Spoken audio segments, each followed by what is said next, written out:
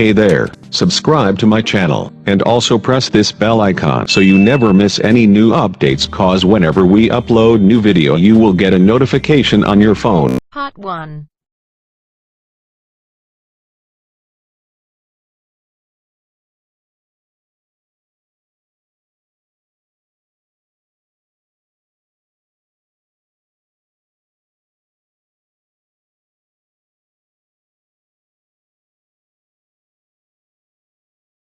You will hear two students who have just returned to university after their summer vacation.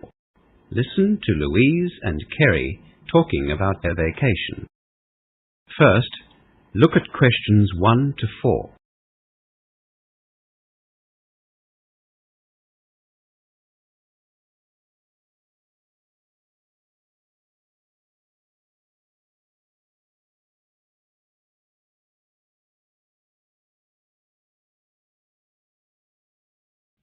Now we shall begin.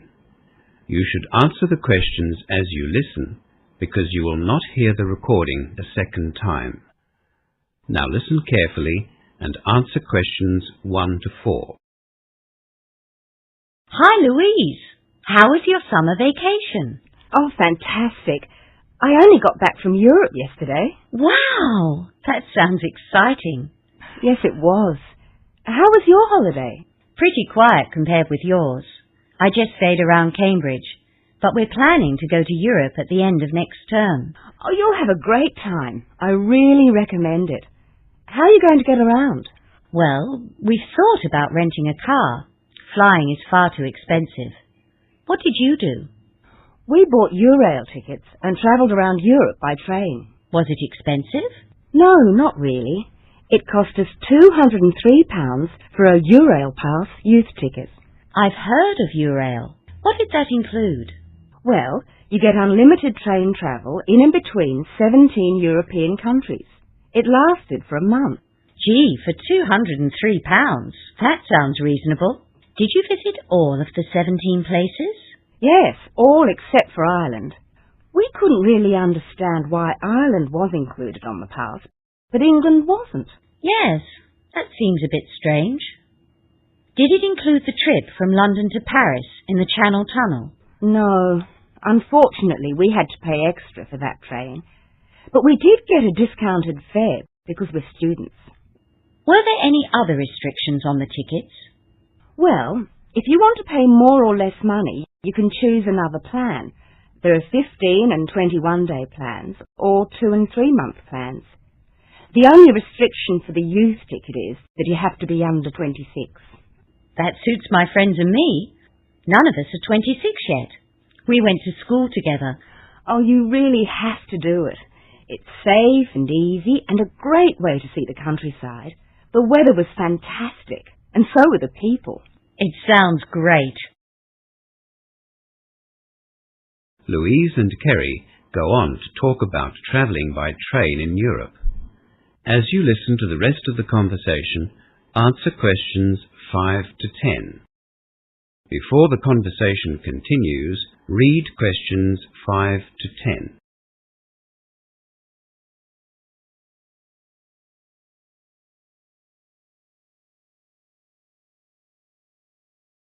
What was the best part of your trip? The trains really gave us the freedom to plan our own holiday. We went to lots of places which were out of the way and met lots of local people. You know, small rural towns where trains are still an important form of transport. We'd like to meet the local people. Did you do that easily? Yes. The trains in Europe aren't like the commuter trains in London. People like to talk and have a chat on trains in Europe. That's nice. Yes. The train times were okay as well.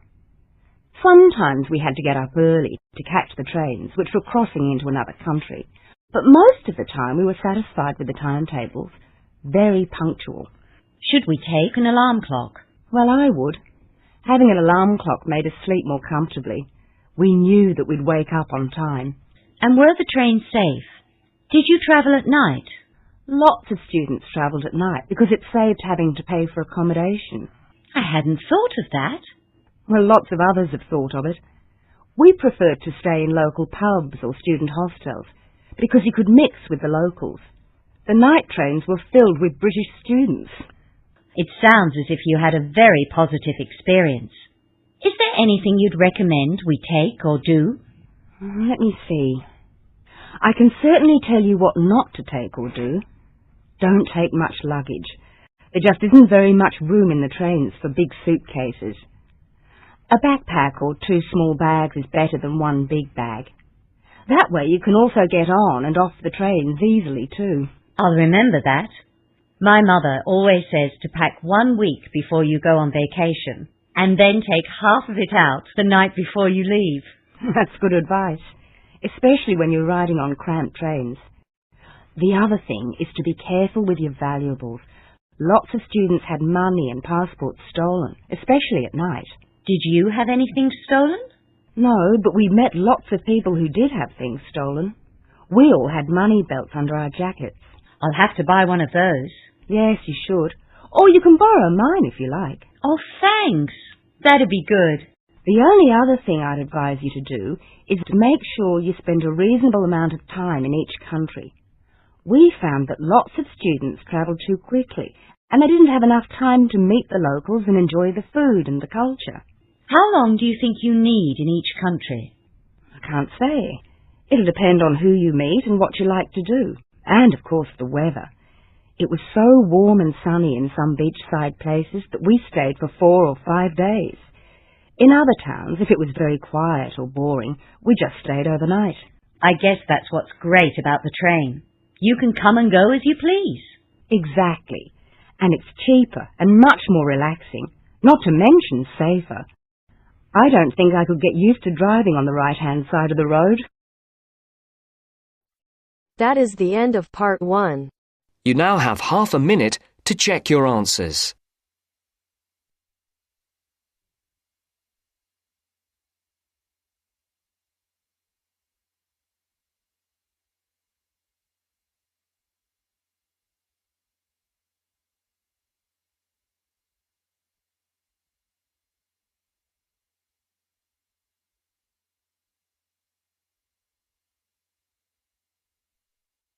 Now turns to part 2. Part 2.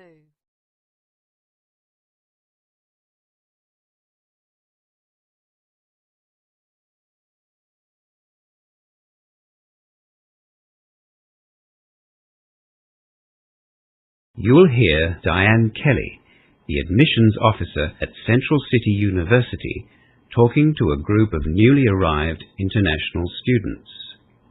As you listen to the first part of the talk, answer questions 11 to 16. Before you listen, look at questions 11 to 16.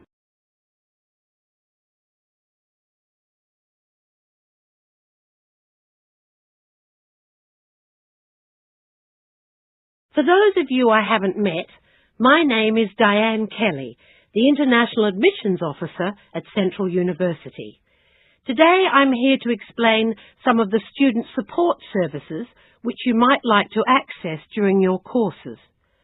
The first thing I'd like to make clear is that you are all entitled to this help. All you need to do is ask for it. You have full access to all of the regular university facilities here and additional services set up exclusively for international students.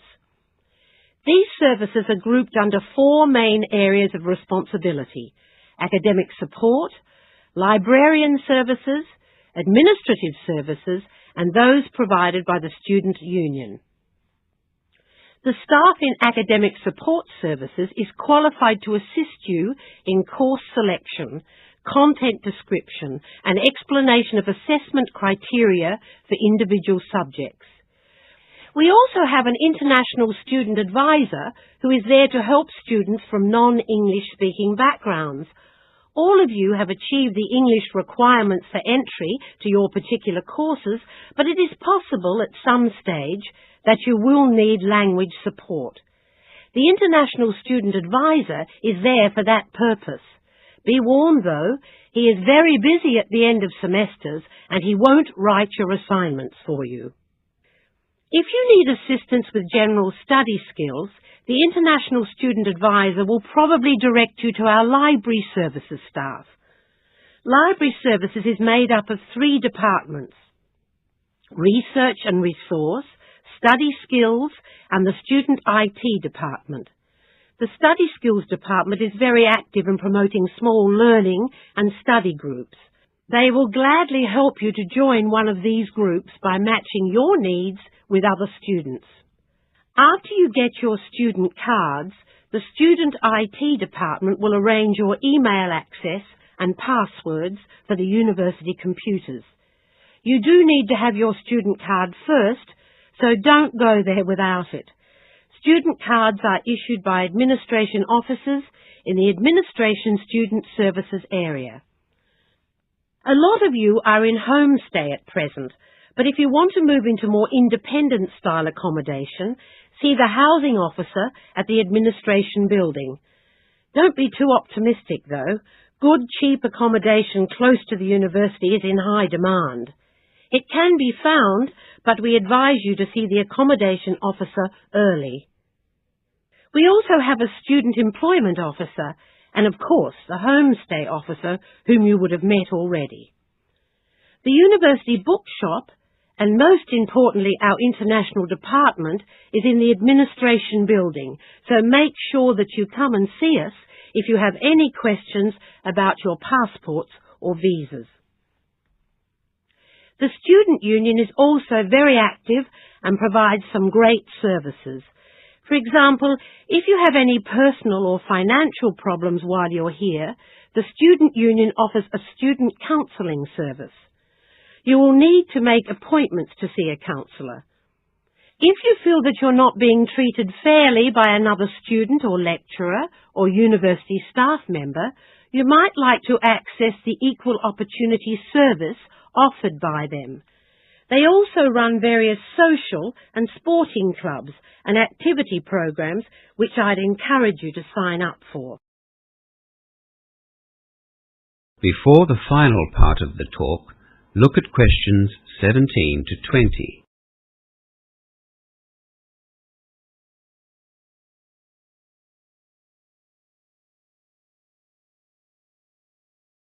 Now you will hear the rest of the talk. Answer questions 17 to 20. Obviously, you'll need to know where these services are. We're currently in the Grand Hall. Now, if you have a look on your campus map, the library services are of course in the library, which is over to my right, just between the outdoor sporting facilities and Hawkins Student Car Park. The Student Union building is also in that same direction, but it's in front of the car park. For those of you who will be travelling by bus, the university bus stop is just outside the library. The administration building is over to my left, between the International Centre and the post office. Most of you have been to visit us already. Even though the administration staff look after the bookshop, it's in the same building as the post office, just behind the student refectory. If you come to the administration building, we'll show you where it is anyway. All of the academic staff are found in their particular faculty buildings, which you'll get to know very well. The Career and International Student Advisors are in a small building behind the International Centre, in between the Engineering and the Arts block. It's really quite easy to find your way around the campus, and most staff and students are more than willing to give you directions. Now, we're just going to have a short break with some tea and biscuits at the back of the hall. So, if you'd like to stand up and come down. That is the end of part 2. You now have half a minute to check your answers.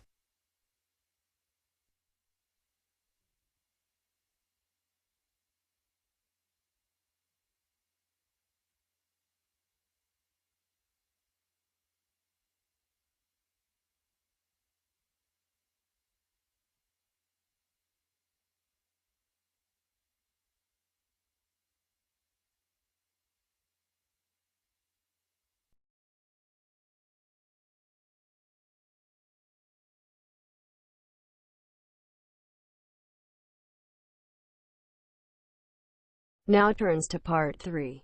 Part 3. In this section, you will hear two students discussing the early childhood tutorial they are going to present. First, look at questions 21 to 26.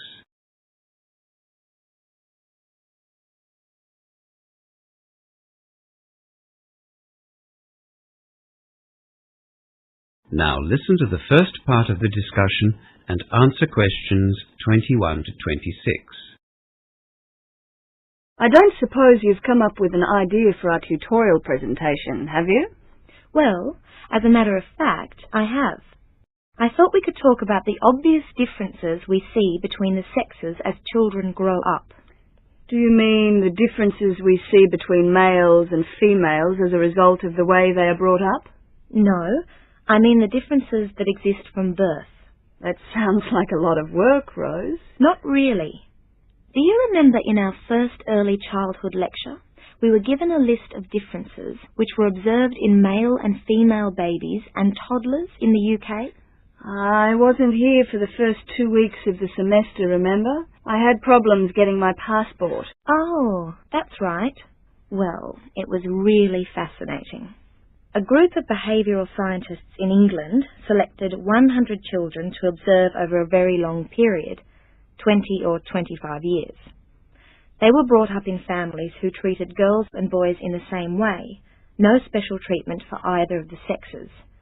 They observed their play and their reactions to various situations, set up little tests, I suppose. How old were the children? The first observations were carried out when the babies were only a few hours old. They concluded that girls were more sensitive to touch than boys at that early age. How did they end up with that conclusion? Well, the lecturer didn't go into detail. I think he just wanted to get our interest, whet our appetite. There were lots of tests and observations done from soon after birth, right through to their early 20s.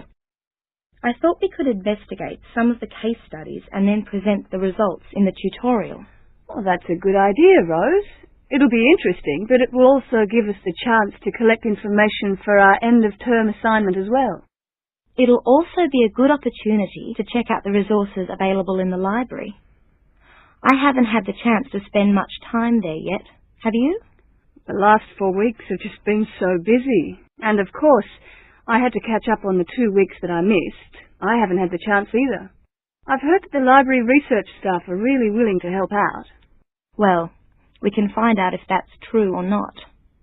We'll need to make an appointment to see them. Apparently they're in high demand. We only have 2 weeks to prepare for this tutorial, so I think we should definitely start as soon as we can. Let's see the tutor this afternoon and tell him about our plan. If he agrees, we can get started on our research. Okay, I'll go and see the tutor. You can make a booking at the library. Rose goes to the tutor's office to discuss the topic for their tutorial.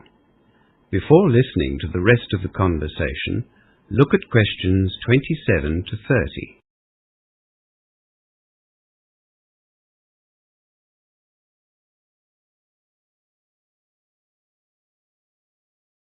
Would it be possible to see Jim Clark, one of the early childhood tutors? May I ask what it's about? We have to get approval for our tutorial topics in EC 101. Yes, I thought it might be about that. Unfortunately, Jim had to go to Sydney this week, but he has given me some specific questions to ask about the tutorials.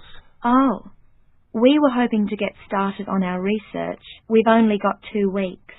Don't worry. Jim's phoning in twice a day. If you give me the details, I can give you an answer by tomorrow morning. That's great. We are planning to present some case studies that were undertaken by a group of... Hang on. I just need a few short details. Let me see. I have to write down what the subject of the tutorial is.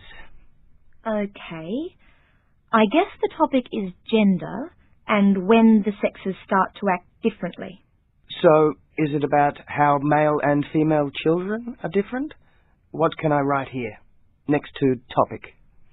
Well, what about how the sexes differ? Okay, I'll put that down as your topic. Jim also wants to know the aim of your tutorial. Well, there are two aims, I suppose. The first is to show how they differ, but the other point we want to make is that the differences are innate, not learned. To show that differences between the sexes are innate, not learned. Right, that's the hard part. Now I need to know the date, time and room of your tutorial. It's in 2 weeks. Let's see. That'll be Tuesday the 26th at 11 a.m. We are in room B1203. And do you need any AV material? What does AV mean? Audio visual. You know, TV, video, tape recorder, overhead projector, that kind of thing. I hadn't thought of that. Guess we'll need an overhead projector. We haven't really started planning our tutorial yet. We just wanted to get initial approval from Jim. Never mind. You can always cancel the projector if you don't need it. Jim will phone in the morning. Do you want to come and see me then? Or I can phone you if you like. I have a lecture from 8 to 10 tomorrow morning, so I'll drop by after it finishes. Right. I'll see you then.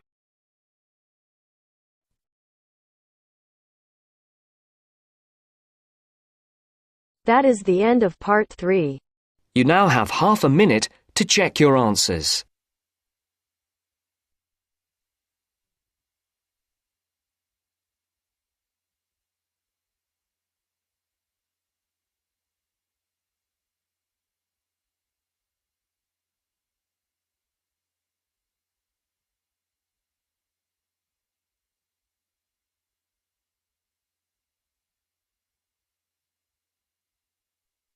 Now turns to part 4.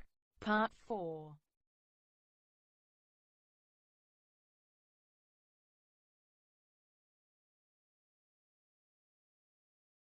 You will hear a lecture being given by a university professor to first-year students about the examination period. First, look at questions 31 to 40.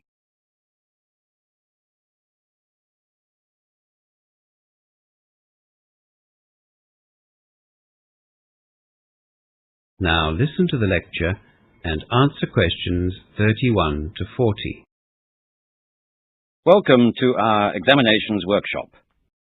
This is an annual event which we've found very helpful for first-year students like yourselves, and I hope that this year will be no exception. By now, you'll all have realized that studying at university is quite different to studying at school.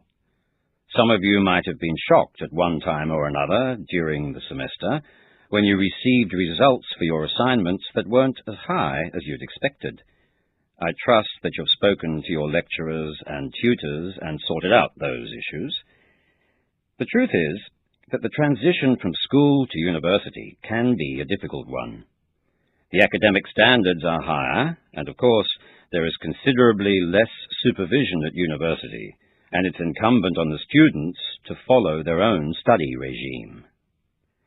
My aim today, though, is to help you to learn how to cope with the impending exam period by giving you some practical strategies to take with you into the exam. We've all known students who've had a good understanding of the subject material, yet failed exams or performed well below expectations. Likewise, we've known students that have, to all intents and purposes, done very little work and passed with flying colours. Often, these results can be put down to one thing: stress or a lack of it. Don't underestimate the importance that stress plays in exam performance. Within the exam, you should front up feeling confident, relaxed, and organized. Rightly or wrongly, exams, in effect, not only test your academic ability, they test your frame of mind and your ability to perform under pressure. Stress has to be managed on two fronts: the physiological and the psychological. We all recognize that stress affects us physically.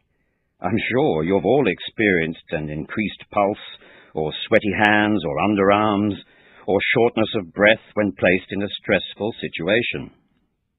Sleeplessness can also be a problem around exam time. The most effective way to manage these physiological reactions is through controlled breathing, which we'll practice later.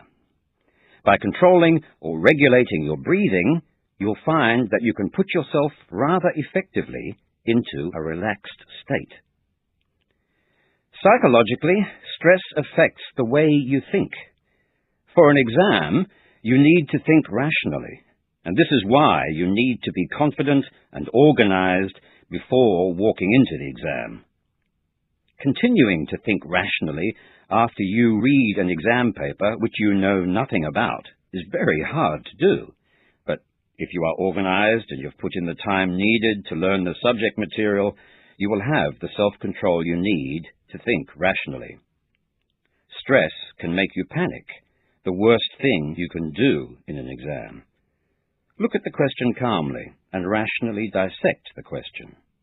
And let's face it, even if you haven't prepared well enough, you'll still need to think rationally in order to do your best under those very trying circumstances. Just while I think of it, this is probably a good time to tell you a piece of advice that I give first-year students that come to see me. Don't rely on what other students tell you about the time they allocate to study.